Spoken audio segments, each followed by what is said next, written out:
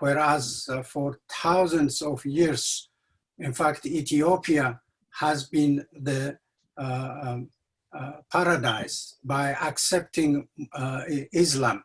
And when they were being persecuted in their land, that Muhammad had told them to go to Ethiopia to be free, that they will not be attacked by this king that is ruling at the time. And since then, Christians and Muslims have been living together. Just yesterday, I was listening to a priest and a Muslim mullah who were talking about their friendship for years, and how when the Muslim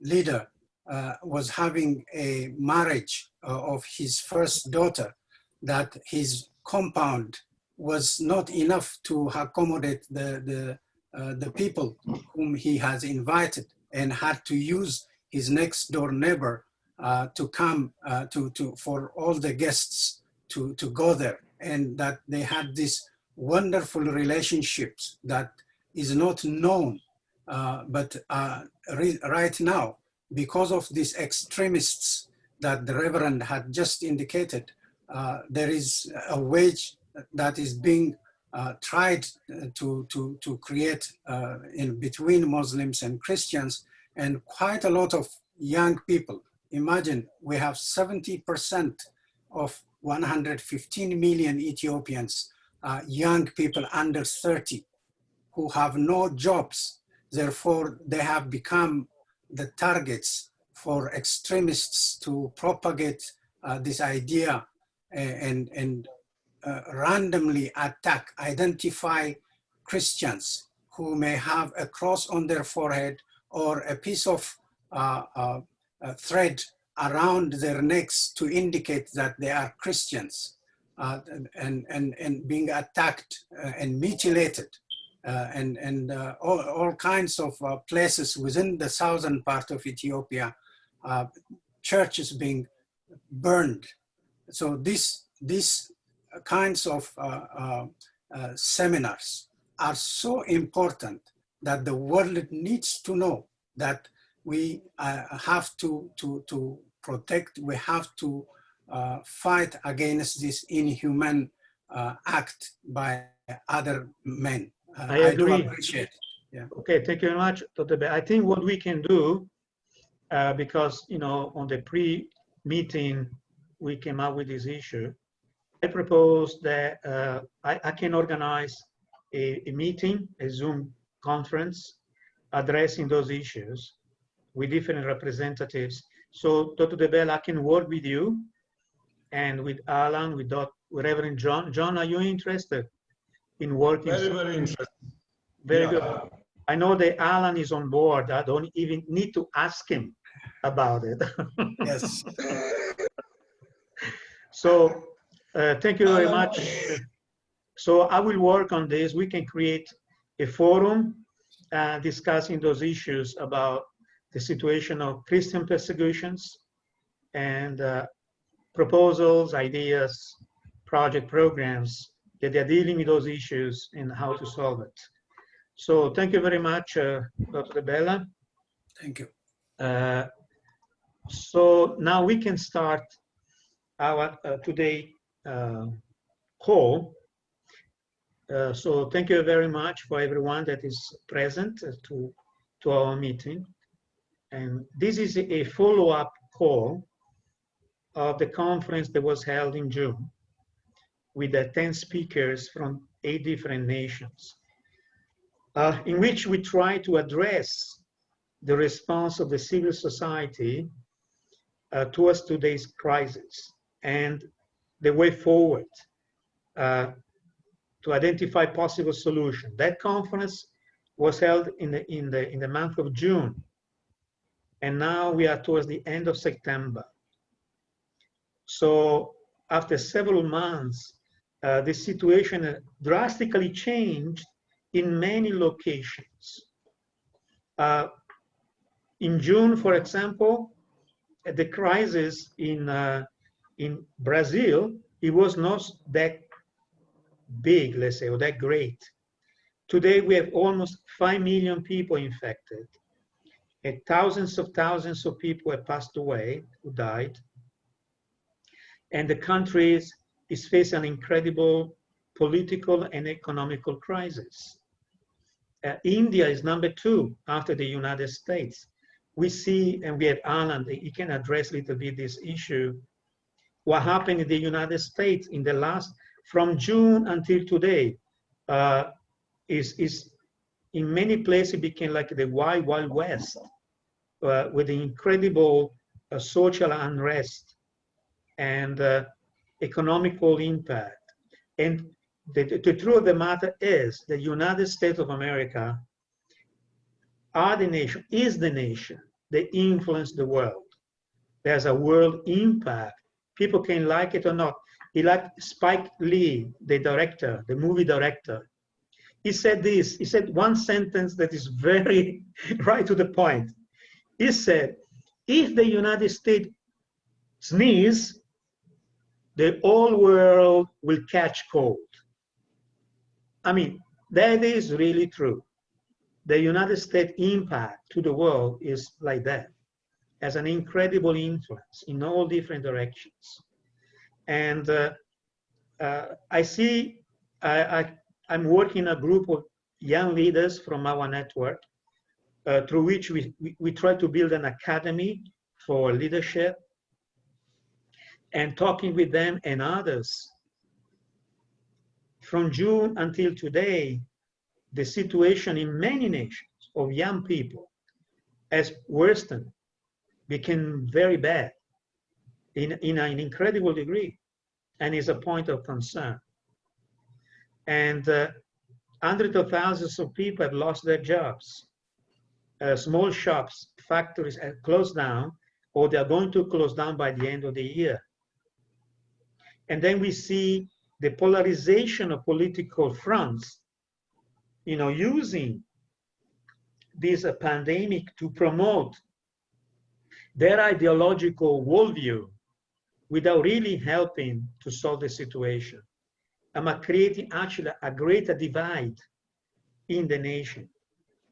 And so in all these context, what we will try to address today is what is the response of the civil society? How community-based organizations, the academic world, churches, and opinion leaders, not the media, because we can see the media is fueling more and more actually the negative side of the situation, not really try to help to find answers, but fueling, you know, the intensity of the divide. So how the good people of the world are responding to this situation today, you know, in relation to the present and for better future. What is the responsibility of the third society? Today, one of the polarization of the topics and debate is how nations are managing the schools, and that involve family, involve children, involve university students, is an incredible issue worldwide, because the academic year has started, but most of the locations that are infected by the pandemic, that are trying certain solutions that are really fundamentally not working. So there is a lot that we can discuss, we can share together in this type of dialogue. So I'd like to know who would like to start to make some comment about these points at this, you know, at this moment. Who would like to start first?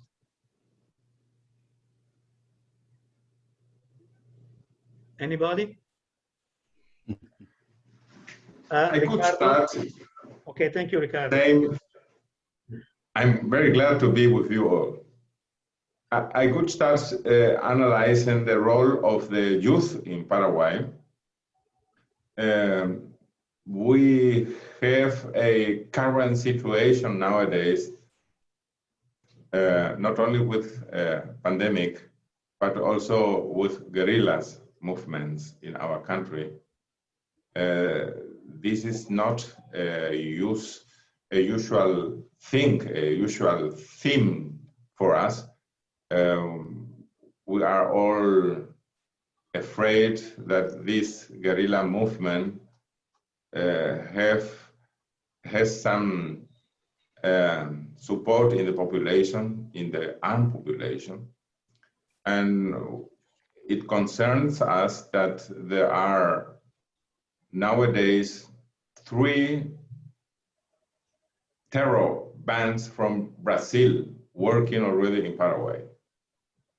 It means we have 3 small guerrilla movements in our country and 3 others from Brazil that are working together with our local guerrilla movements. And our question is how to react. And the focus must be integral, because it is not only a matter of repressing guerrilla soldiers or guerrilla friends. It is also a question of how to deal with the poverty in the region, and how could we move the civil society to support the efforts of the public and private sector in our country. And I think the public society could be an instance to strengthen the resistance against terrorist groups in our country, because most of the leaders of the social society are honest people working very hard with a professional capacity, and honest people as a very important thing, because the public sector in Paraguay is known because of the corruption there and the lack of accountability. And the private sector partially is also supporting this corruption in the public sector. So our last instance is now how to strengthen the civil society to combat not only terrorism, but also the corruption in public and private sector. And it is very interesting that our population is a very young one. 20% of our population is under 10 years old. And if we put together the structure of the whole population, then we'll find out that 2/3 of the population is under the age of 30 years old. And it is very interesting that the social society, and this is our theme today, most of the people there working within the social societies are very young people, but also brilliant people. The question is, how could we in Paraguay organize all together to find the path to combat against pandemic and terrorism? And I think in this perspective is going to be very necessary that we could get some technical assistance of friendly governments to help us. I am optimistic, but I do consider the risks of our situation nowadays. Thank you. Yeah, Ricardo, that was quite surprising when you reference to the terrorism activities. So you basically you are saying that the pandemic has helped the traditional terrorist group of Paraguay to regain strength with the population. This is one of the issues we have to deal with, because our failure in combating successfully the pandemic is also a reason for many people to think which is the really reason because we are having difficulties in combating the pandemic. And what the problem, the big issue for us is that terrorist movements of Brazil are working already in Paraguay. We could deal probably with our local terrorism because we know them. The Brazilian ones are very powerful organization. I would say the dangers among all the crime, all the organized crime in our country. Yeah, because they're dealing with drugs and things Yes. like that, right? So Yes.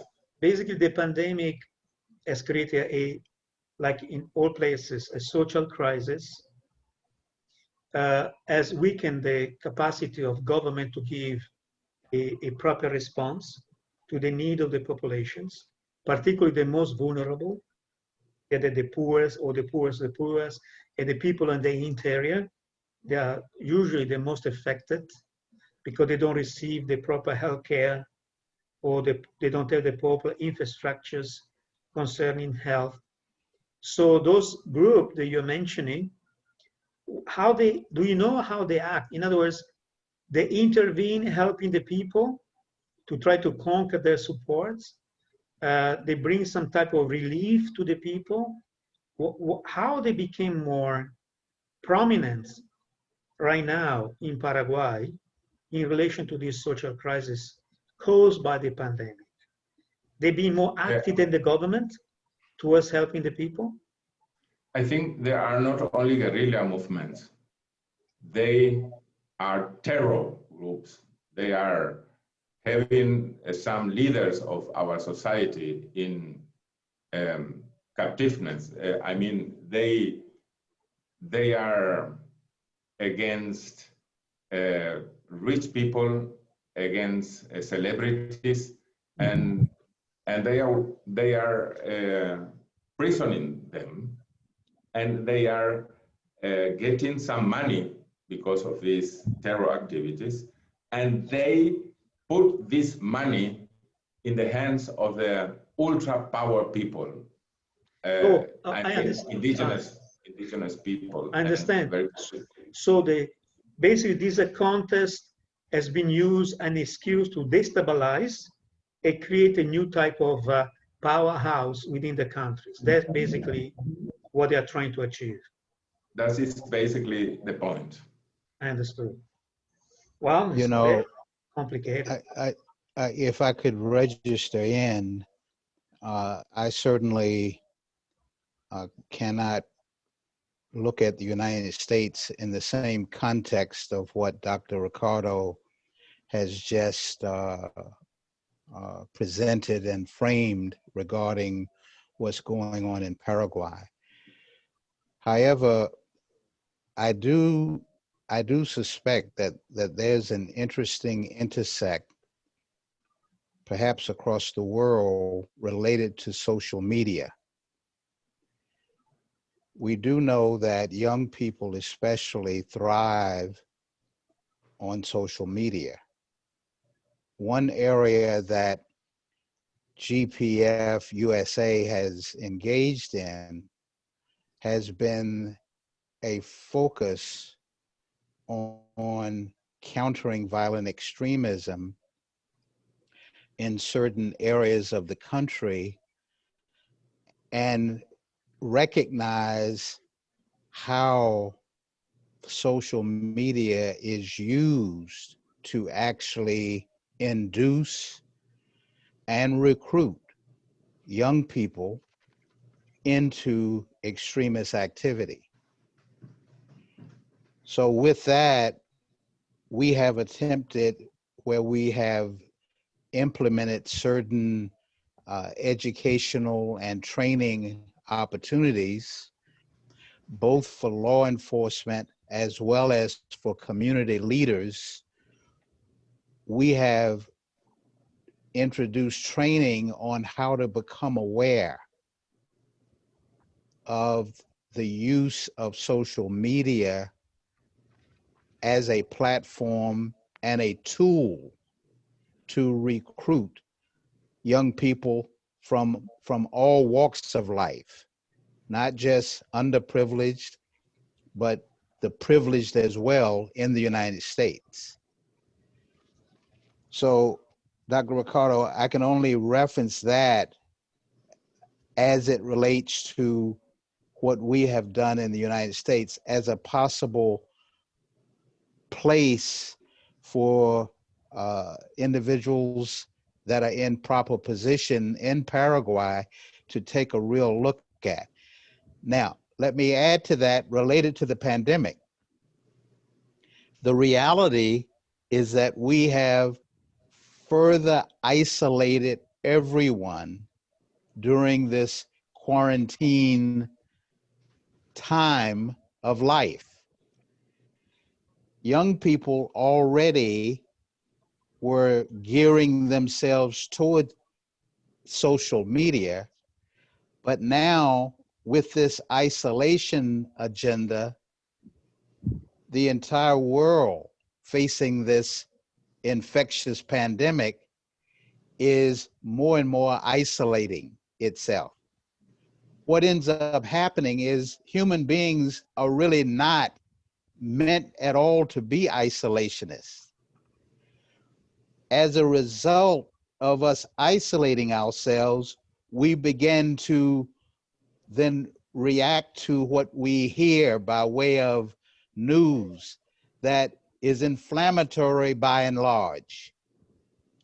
And instead of it being informational, it becomes inflammatory, creating more fear and anxiety within those that are isolated. And as a result, we end up carrying that fear and anxiety to a level where it shows up within our actions, both old and young, within our daily activities of society. My point there is this issue of social media, virtual learning, virtual glued to the news program, that information is used and misused, creates a climate through which extremists can take clear advantage of. So I'll stop there as a reference and hear from others. Thank you very much, Alan. It is a very accurate description on what's going on. Thank you. Yeah, thank you, Massimo. If I am to come in here, I will say that in my country, Nigeria, there is a growing anger because of, one, the conflicts that are going on now, the bandit attacks that are going on in many communities. There is also hunger because of COVID. The larger percentage of the people in this country earn daily living. They go out to work to earn a living. And when COVID came, they couldn't go out to work. They couldn't earn living. There is insecurity. There is no work. There is COVID, physical distances or isolation strategies. And then the poor way our government managed COVID. Our government managed COVID in such a very poor way, to the extent that people see the COVID as completely a sham or a gimmick that corrupt leaders just brought about to steal money, even though they can touch and see people dying. But when you hear the information about how much was spent to treat people and the way and manner as if it is a competition of which state has more victims, then it becomes, instead of talking about the pandemic, people see the pandemic as a pipe for people to siphon public money. And coupled with bad governance in our country, because within the period of pandemic, the fact is that in our country, we have raised the price of oil 4 times. We change this amount today, go back tomorrow, change this amount tomorrow, go back next tomorrow. And they even increased apart from fuel price, they also increased the cost of electricity. Now people just become so much angry. What is happening? what is going on in this kind of chaotic situation and in this kind of threat that they are receiving from bandits. And we talked earlier about religious persecution. All these things are happening around. Sadly, the civil society, are not government, so they don't have a budget. COVID exposed civil society because many of them who believe and depend on grant, donors become double top people. If they had given you money, they say, no, because of COVID, you cannot go and do programs. Now, if you must do program, the event or the activity must be COVID compliant or to meet up COVID challenge. Now, when you look at this, you ask yourself, how will civil society respond to this? They want the money because without the money, they don't have activity to do. The donor now is asking them to change the language of what they are saying to say what is marketable so that the money will remain with them, or else they are not going to use the money. And it's now become or compel, if you are not credible, if you are not steadfast, you have to start beginning to play a story that does not exist to justify why the money in your custody will be used. So they can't even challenge government for poor handling of COVID. Neither can they challenge government for issues of poor governance, because government could come up with a law and just say, okay, you are going too far. We are dealing with COVID and you're going too far. So you don't even have right to operate. And that's exactly what is happening in Nigeria, because they came up within the period of COVID with a law, a karma law. Though it is applicable, such laws are happening in places like US and UK, where government is interested in the report and financial transaction of all non-civil society. But in most cases, government also contribute or give out some money. In Nigeria, government don't know how you make your money. Government don't care what comes in. But now they are beginning to want to control so that you don't say anything that is negative. Children are at home because of COVID up to now. I'm not sure there's one university in Nigeria that has opened. And we don't have the facility for online classes like you have in America or in other part of the world, where, okay, you can go ahead with your classes, you are doing classes online, and even I've seen graduation done online. No issue of graduation. We have an exercise in Nigeria where graduates go to serve the nation for 1 year. Those who were in camp doing training and COVID started were asked to go home. Their allowance are not being paid. Those who are supposed to go the next batch have not been called. You can see that the accumulation of the problem, it is triple. If you are a parent, your child is not going to school, the child who graduates cannot go for that mandatory service, so he has no certificate that he will look for a job. And even those who are working are being sacked from work because many organizations are saying now we can no longer pay salaries.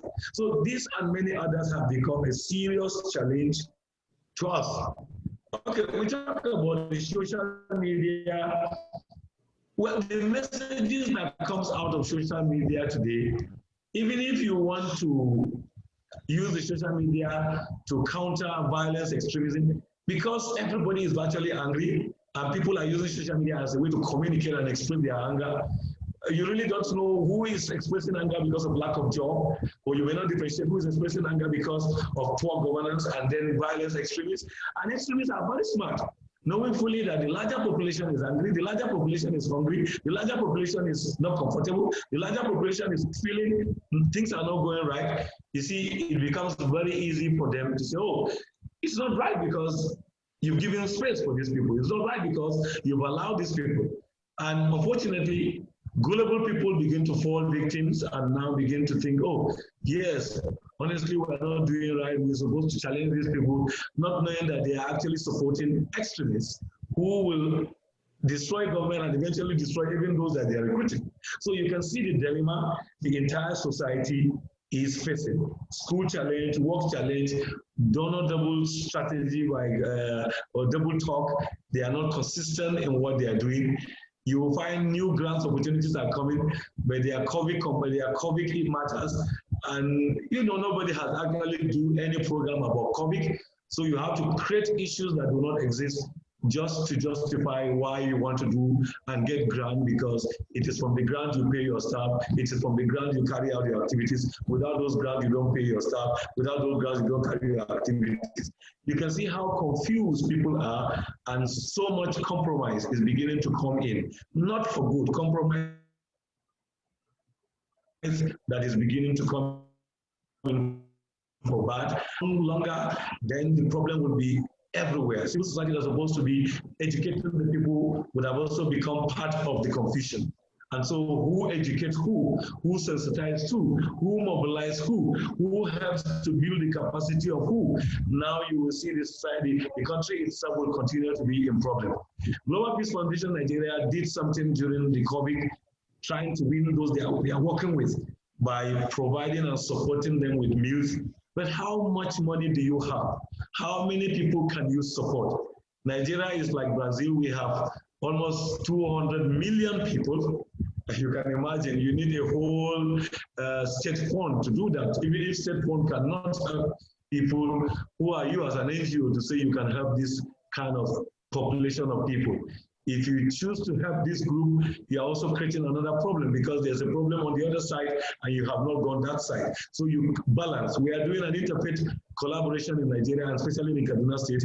You cannot help one side, you must balance it. So you have a challenge here. So I just feel I will bring up this so that we discuss, since we majorly want to discuss this matter today. And I feel, let me share our experience.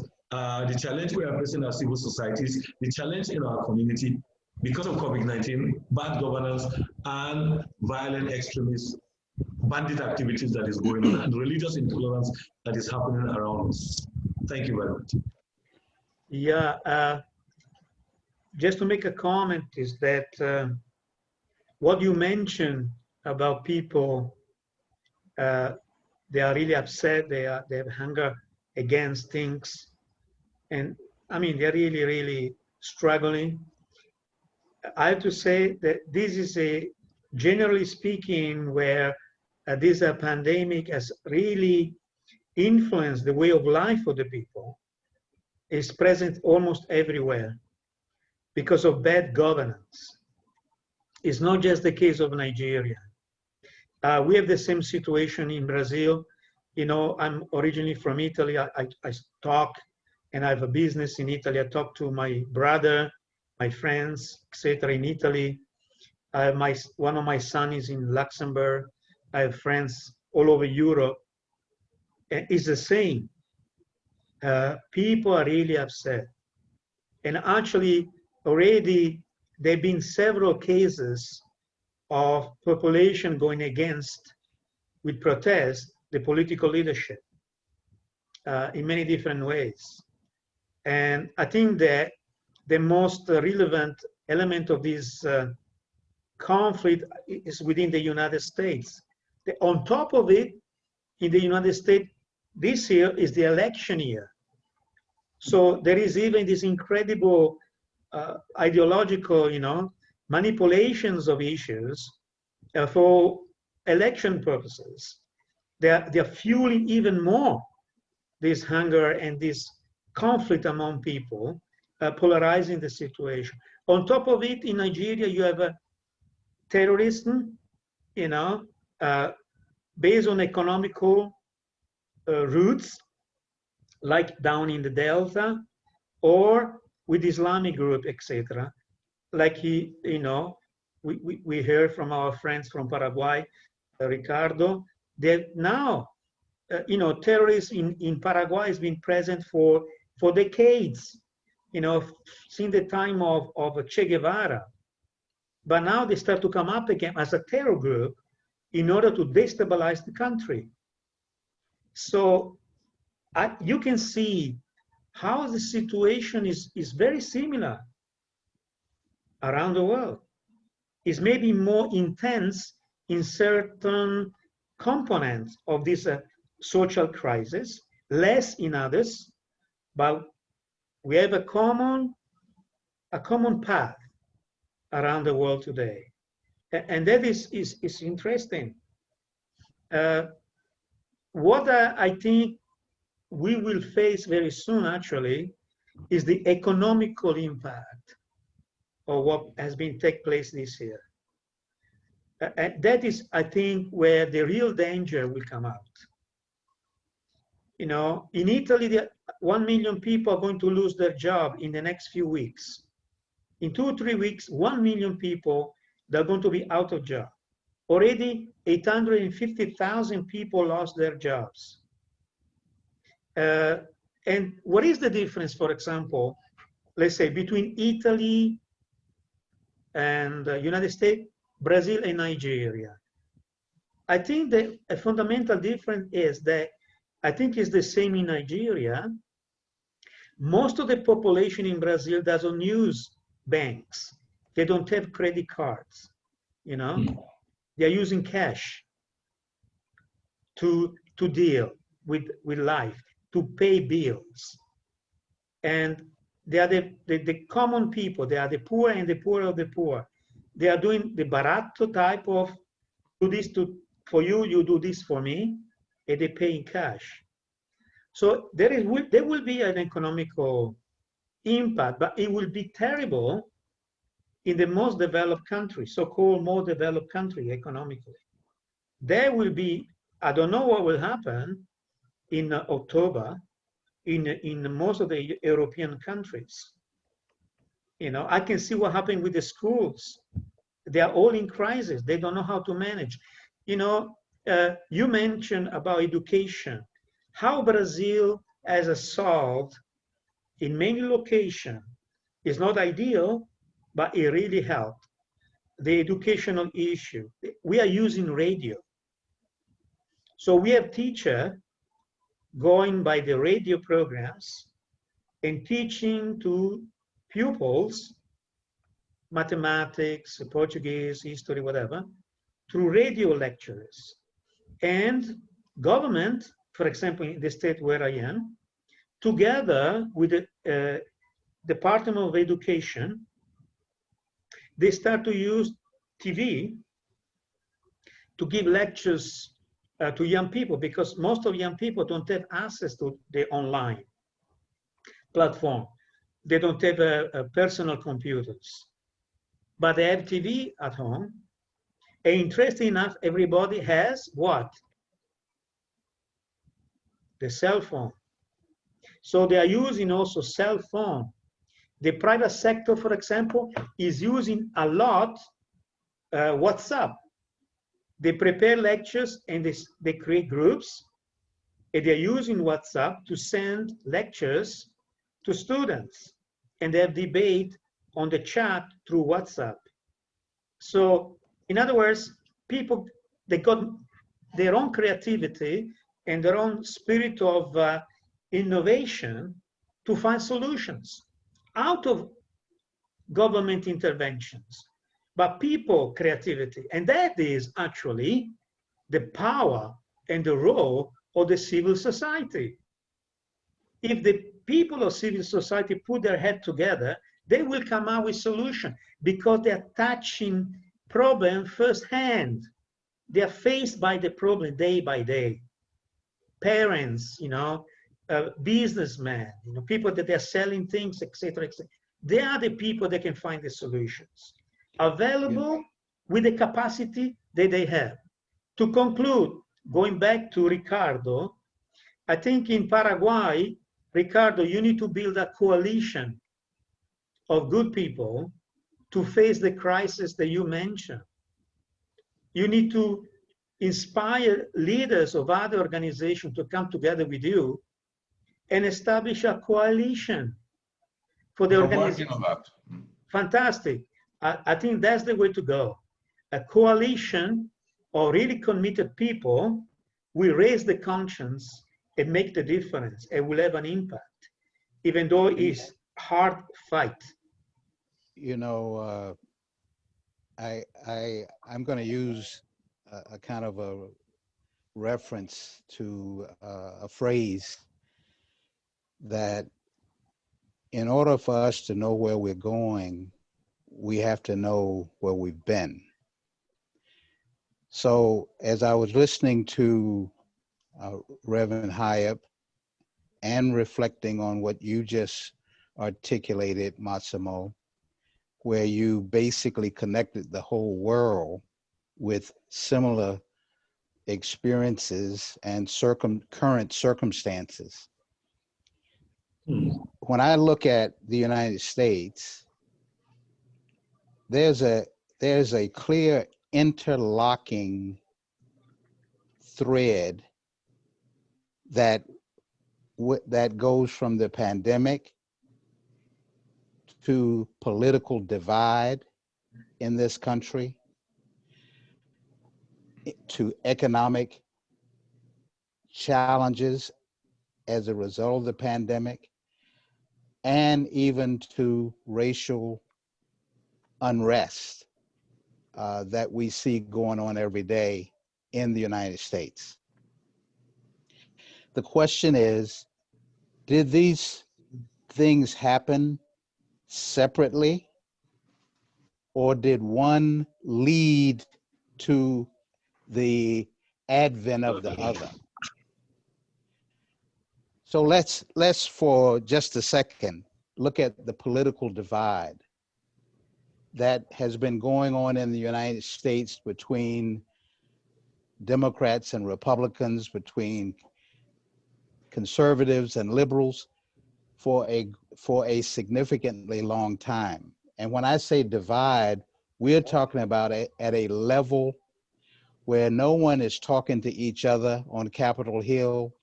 Everyone is talking past each other. And this has been the agenda of Capitol Hill, where everyone has played a kind of a game of catch-22 for the last 20 years at least. With that being the environment, when the pandemic shows up back in January, what was the circumstance that allowed for the given leader of the United States, president and team, to be able to address that so-called crisis, emerging crisis? Keep in mind that the political divide created an environment through which there was no operational interface from one side to the other. One side only waiting to figure out how to get the other side in a box through which there could be a no-win scenario. So with that being the environment, then the so-called solutions or lack of employing legitimate solutions throughout the agencies of the United States came into a breakdown scenario where it was a self-centered approach to solution versus how do we create a real coming together where we can do what is absolutely necessary in a complex environment to stop the advance of this incredible thing. In the middle of that situation, then, as the pandemic continued to intensify with this isolationist process, the George Floyd incident occurs. So yes, there has been a history of racial tension and challenge in the United States, but keep in mind what I had referred to earlier, this state of mind of heightened anxiety and stress, heightened anxiety and fear across the board, where the news, instead of giving information, is giving inflammatory statements.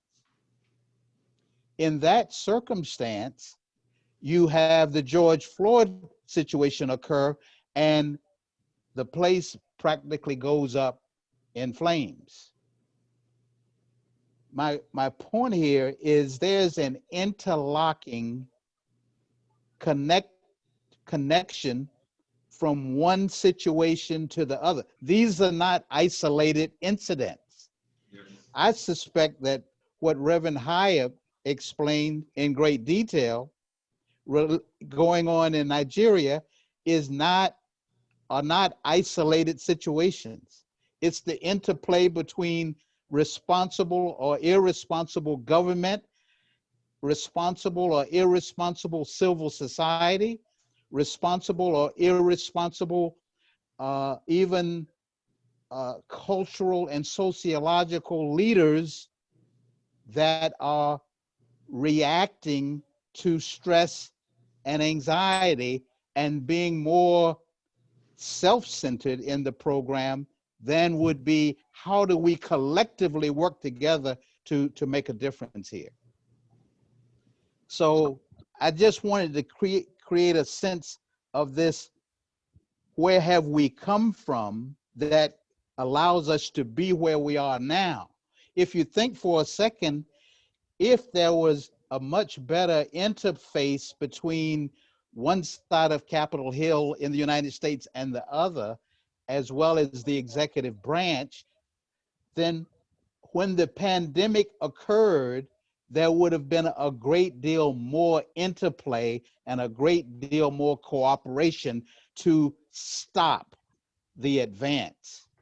But when it all became, let me catch you and make you the bad guy, then it was, how do I operate in this circumstance so that I can still have control? So I'm just trying to give us a frame, and I suspect that we could, as Massimo intimated, yes, I'm describing the circumstance in the United States, but across the world, we see similar dynamics, and we could just simply interchange the actors from the United States to Brazil, to Nigeria, to Paraguay, to even Russia and China. We could interplay the actors, and I suspect we would end up with the same storyline and the same even climax to the story. Thank you so much. Absolute right, Anna. Right. And actually what Reverend Hayat said, and as well Ricardo, and you also emphasize now, out of this situation that we went through in 2020, what is very evident is the fear. How much people reacted based on fear, different type of fear. You know, fear of their life, fear of their security, fear of social stability, so many different fear of the future, losing the present situation, and on and on and on. But fear has played an incredible role around the world to determine the decision of people, and not only the population, but also the political leaders. And honestly speaking, I have to say, I've been disgusted to see how the political leadership around the world has reacted to this crisis. And it's also shocking that an invisible virus has created this incredible chaos around the world, an invisible thing that is basically almost like catching cold, but a little bit more intense and more aggressive, has destabilized the world in a matter of weeks.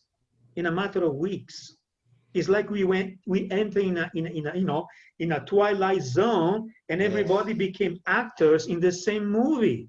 Yes. I mean, to see the reaction of the politicians all across the board, worldwide, is like Reverend had mentioned, is bad governance. But why is bad governance? Because those are bad people. A good person will not act like that. Like Anna, like you mentioned, irresponsible individuals will put all his effort to cooperate with others to find the best solution for the common good.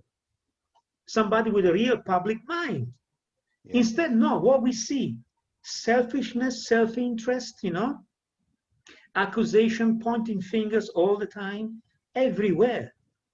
And the danger that came, evident in many locations. Some of those guys, they took the advantage to become more powerful and get a grip or more control on the life of the people. And I'm shocked, still today in Italy, the Prime Minister of Italy has an absolute power, like a dictator. He can decide almost everything that he wants without going through Parliament. He declared an edict to special circumstances and is applied. You know, it's crazy. It's crazy. And the limitation of liberty of people is, and also liberty of opinion of people is in a real danger these days. And they're using the pandemic to apply their whatever policy, but the bottom line of the story, they want more power. They want more control. They want more state and less individual initiative. So I think that, Alan, what you described, everybody, you know, I think everybody agree there is incredible resonance with each one of us situation, each one of us country. Now, what to do about this? Because it's not ending. You know, there will be another wave of this virus. Now, that's very clear. It will come back again. Maybe not so strong as the first wave, but with the coming winter, you know, because it's like a catching a cold. It's a corona, so it will come back. So what we are going to do? We just let it go and follow the narrative of the media that is really, really crazy, or civil society had to take a stand and act in order to protect liberties, in order to protect the free space of people, and act to say we have to change. In other words, bottom line is this virus points out to me, at least to me, I can be wrong, but it points out very clear to me that our social contract is not working. It's not working. Right. The social status of each nation today and the relation between nations today is not working. It's not sustainable. It's not working. We have to think seriously to change the social pact, because the infrastructure that we created by this virus, they've been all judged and brought down, and more negative things are going to come because of the economical impact. So the social pact will even break down even more. It doesn't matter in which country, north or south hemisphere, east or west, is a common situation. In other words, a new worldview has to be created, has to be proposed, because the worldview that we have today is not working. Yes. You know, Massimo, first of all, Dr. Ricardo and Reverend Hyatt, please jump in and stop me from just bumping my gums. But I would. You know what, Massimo and Alan? Yes. I think it is the time that we come together to recognize this is a global issue. That's and true. All the countries that are willing to live with the rule of law in democracy towards sustainable development and all our human liberties, we should work together, because the autocracies in the world are already marching in. And I mean Russia and China. They are all global issues. It is also a question about where are our place in this global new sightseeing of the difficulties.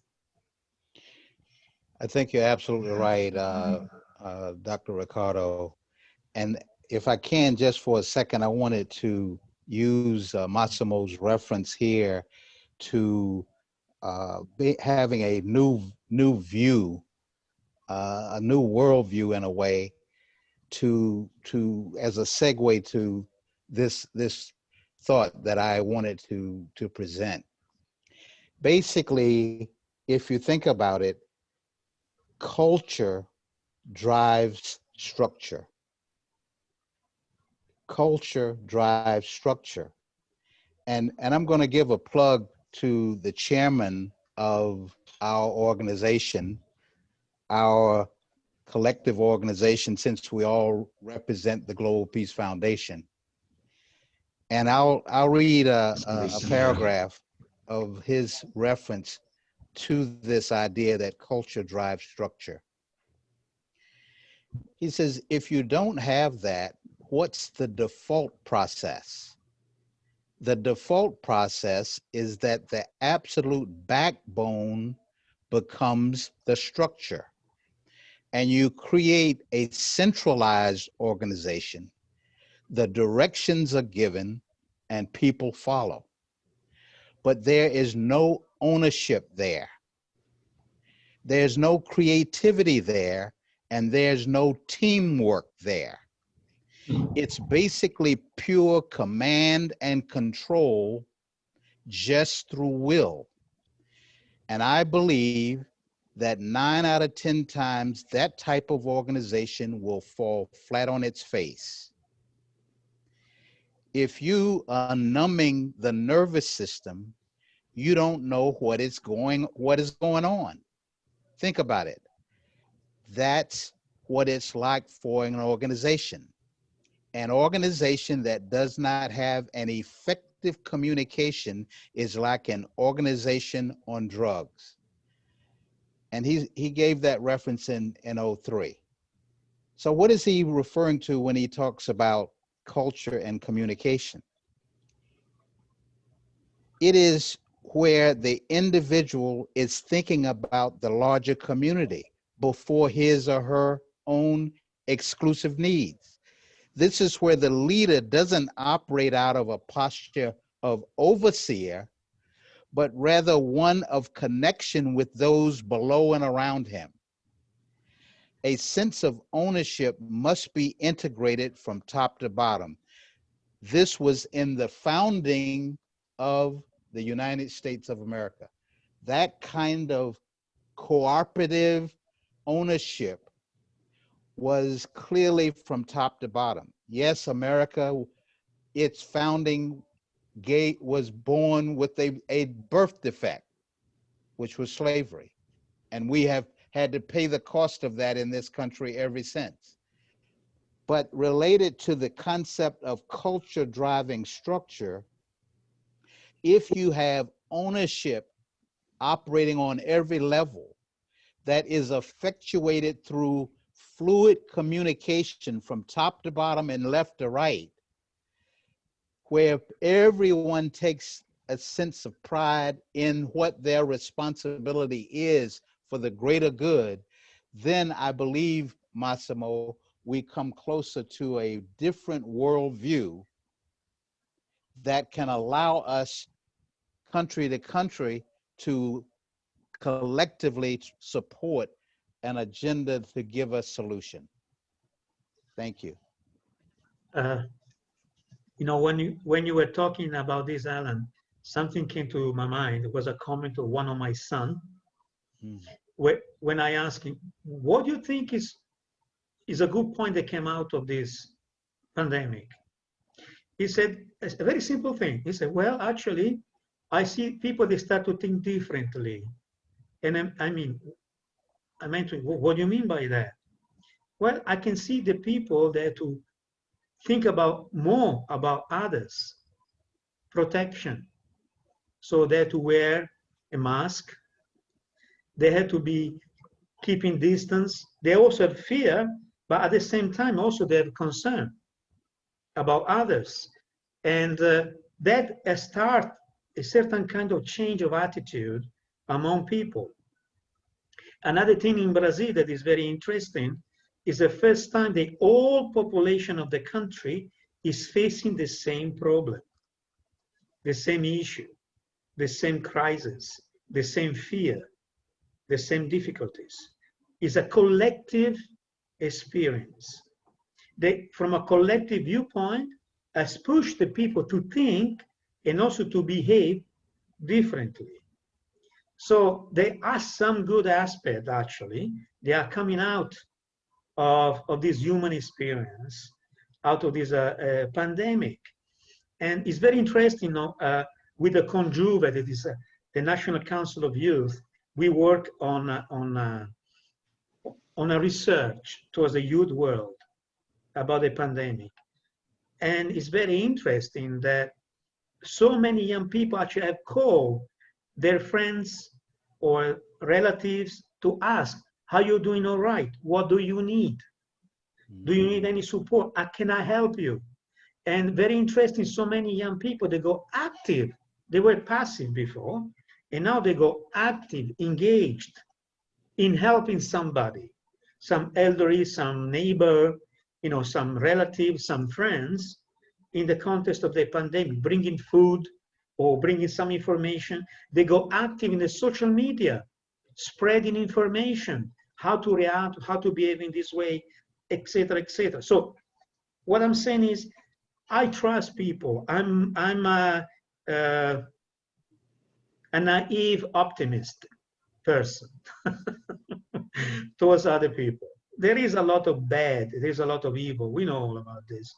But at the same time, there is an incredible degree of goodness in humanity worldwide that is not emphasized, that doesn't receive publicities, that is not endorsed. There is millions of people doing whatever they can to do good towards others. So I'm extremely optimistic that actually this crisis will bring innovative ideas, innovative tools, and create new opportunities for people to really come more together. It's a process. It's a process.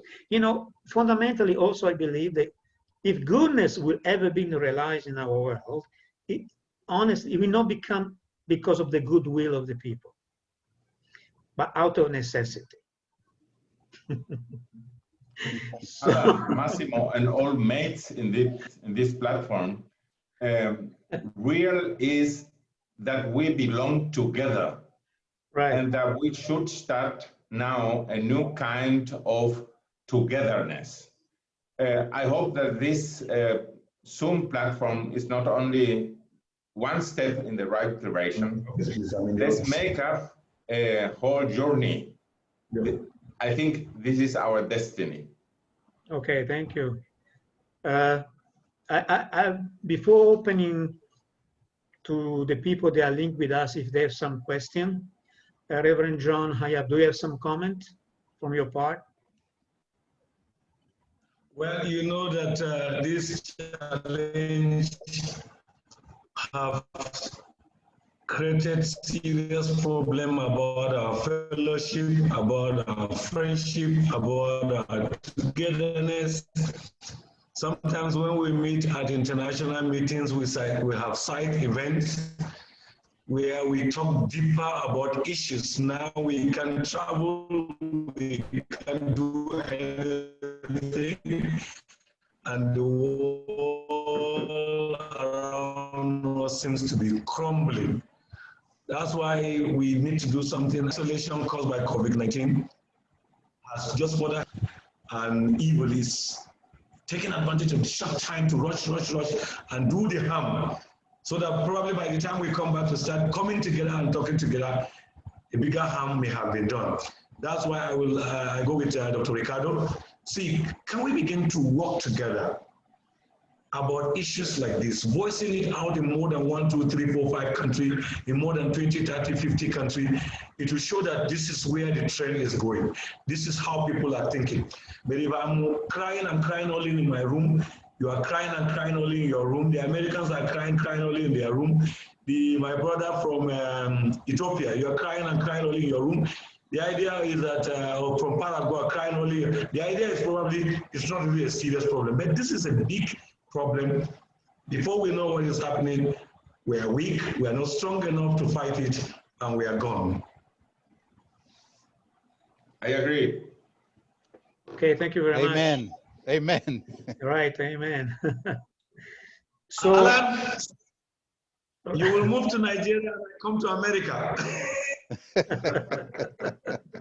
You will come and handle Nigeria problem and I come and pass through American challenge. Wonderful. Oh, that's good. It is wonderful. so I like to know, I like to ask to the people that have been following our dialogue, if anyone has a question, please to write it on the chat. You can find the chat on the bottom of your screen. So you can clean the chat and you can write a question, or if you have a question, if you prefer to talk, I can open your audio and your video so you can present your question. But before that, please write on the chat, I have a question, and then I will open your audio and your video. Thank you.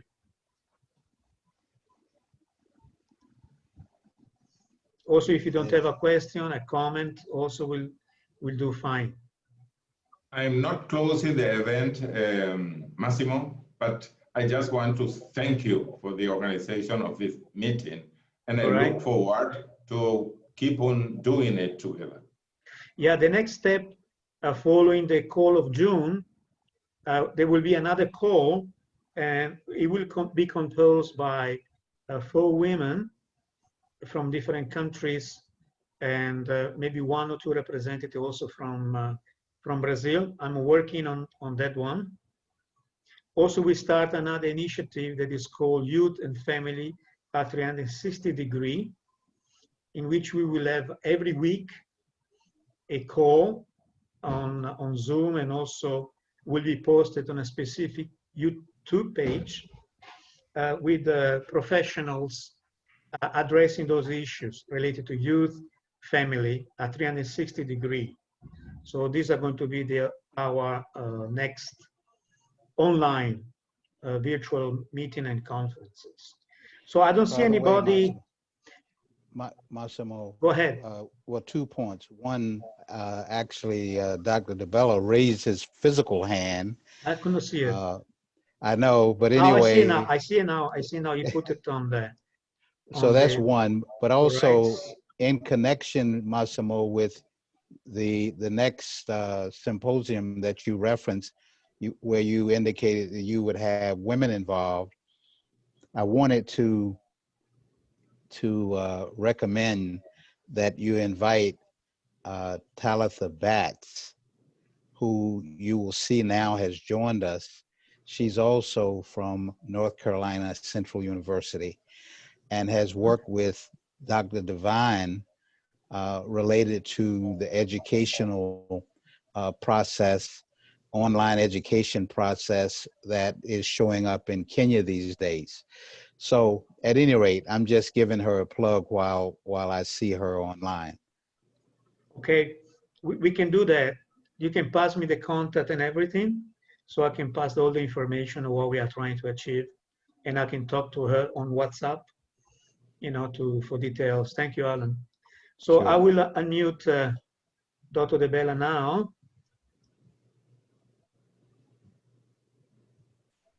I ask Dr. Bella to unmute yourself. Okay. Okay, thank you very much. I would like to say goodbye. I have a meeting with social leaders here of our community, but I am looking forward for your next invitation. Thank you very much. Thank you, Ricardo. Ciao. Bye-bye, Dr. Ricardo. Good being with you. Before you go, same to you, Alan.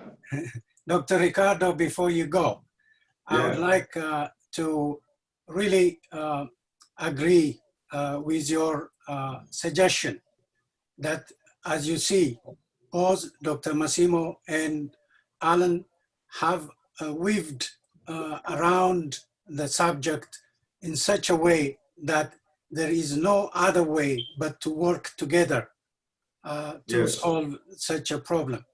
I'm glad we have people like you who are actually advocating for working as a group again,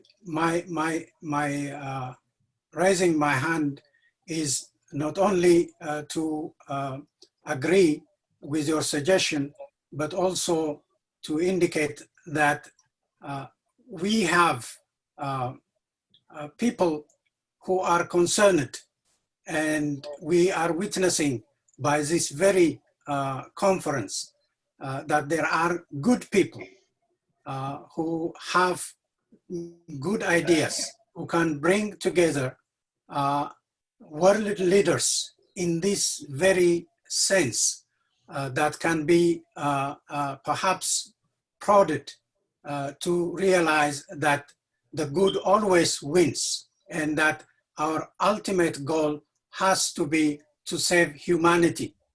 And in that sense, I do appreciate Dr. Massimo's leadership, as well as Alan's, and also the idea of global peace continuing to ask the question of we need to solve the problem by coming together. Thank you very much. Appreciate I this wish very the much. same. Yes, thank you.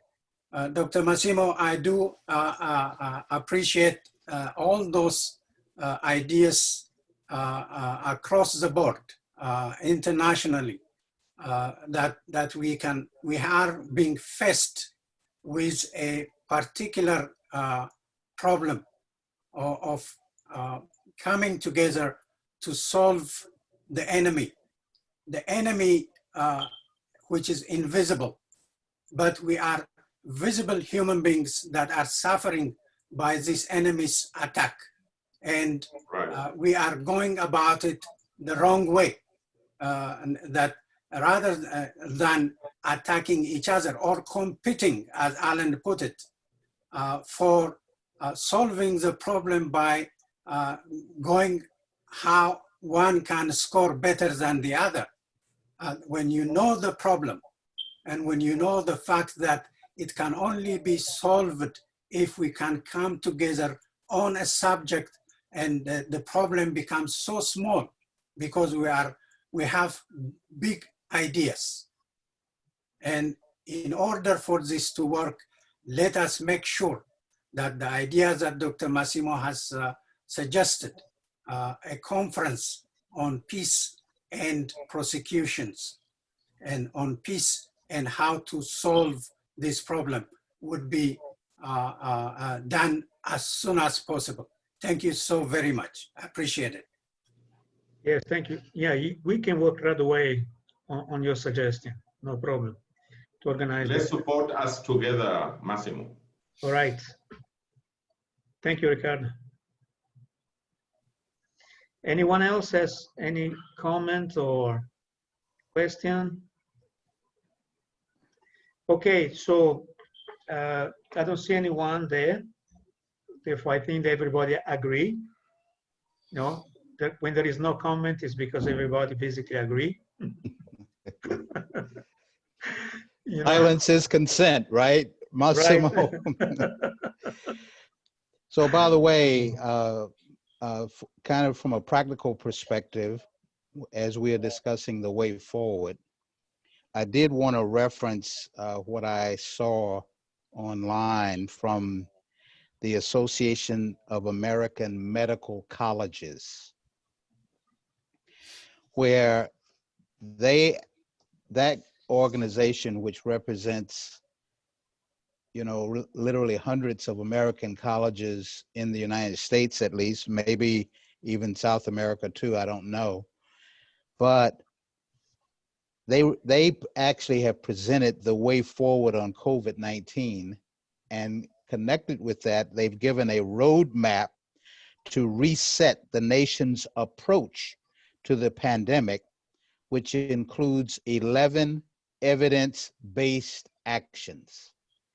11 evidence-based actions, 9 of which are short-term, two of them are more long-term. So I just reference that because as it relates to the actual disease itself, we don't need politicians solving that issue. We need experts that politicians can respond to and cooperate with, that can then solve this practical issue of the disease itself. So yes, a vaccine is something that is needed. However, there are other areas that we need to incorporate connected with the actual disease itself. I just wanted to have that as a reference for us during this conversation. Okay, thank you, Alan. To close our call today, I'd like to give some full point resume about what we discussed today. One element that came out, it was quite a surprise, at least for me, was the reference from Dr. Ricardo from Paraguay. He is also the president of our chapter in Paraguay, besides being an expert on economics and advisor to government and as well to program at the United Nations. That this crisis caused by the pandemic gave more power to terrorist group in the country, that with some powerhouse within Paraguay, they're trying to destabilize the nation. And another situation similar was mentioned also by Reverend Hayab from Nigeria about terrorism and about the conflict that he's dealing directly with. Reverend John Hayab is also a chapter president of GPF in Nigeria, and been working for peace and reconciliation between Christians and Muslim community for many, many, many years. The initiative, the Global Peace Foundation totally supports from the start, from the beginning. And another element that came out from the intervention of Alan, as well from Nigeria, the highlights, I believe, is the fear in which people are living and reacting to in relation to what they have to face day by day, and how politicians have been really instrumentalized, manipulate that fear. And also another point that came out quite clear and is common in so many nations in the Southern Hemisphere, in many degrees also in the Northern Hemisphere, is the corruption within government and as well within the private and public sector. They've been also taking advantage of the situation. And also the great responsibility of media, particularly in the United States, of how they really emphasize the conflict instead of helping to find solutions, and how much politicians to bad governments have really done the same instead of putting their head together and find the solution.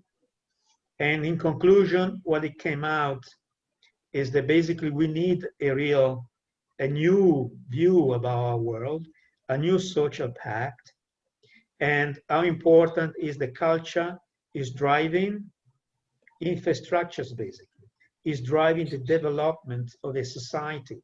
So cultural values are really fundamentals to build a healthy society. And the crisis that we are facing today has really pointed out the shortcomings in our society as individual people and as a leadership, and therefore the need of a new worldview. So say that, and really thank you to all for participating in our meeting today. I was scheduling 1.5 hours with also questions and comments included, and I think we did well. Another point that came out to our meeting today was on the pre-meeting a proposal from Dr. De Bella, originally from Ethiopia, to organize a conference online addressing the persecutions of the Christians and others around the world in our time. So this is a project that we will start to work right away with Dr. De Bella and build up this next coming together, addressing this important issue. As a follow-up of the June conference, in the next 2 weeks, GPF Brazil will schedule another follow-up call that will be mostly composed by women speakers. We are going to have speakers from Kenya, from India, and from Brazil. And now on the proposal of our friend Alan, that has been formerly the president of GPF USA, and is on the board, is one of the major advisor and expert in social affairs, is also a writer, an excellent, good thinker, with a lot of experiences, also working in Capitol Hill and addressing many issues in New York, the communities over there. So we hope that the person that he pointed out today can also be part of the follow-up Zoom call on the same topic that we addressed today, but more with the female viewpoints, because we need very much the female viewpoints these days, particularly to solve this type of emotional issues that are involved with so many people in many different ways around the world. So again, thank you very much. This conference will be posted on the GPF Brazil Facebook page and also on our YouTube page. So thank you very much, and see you next. Bye-bye. Thank you, Massimo. God Ciao. bless you. Thank Great you. job. Bye-bye. Thank you. Bye-bye. Bye.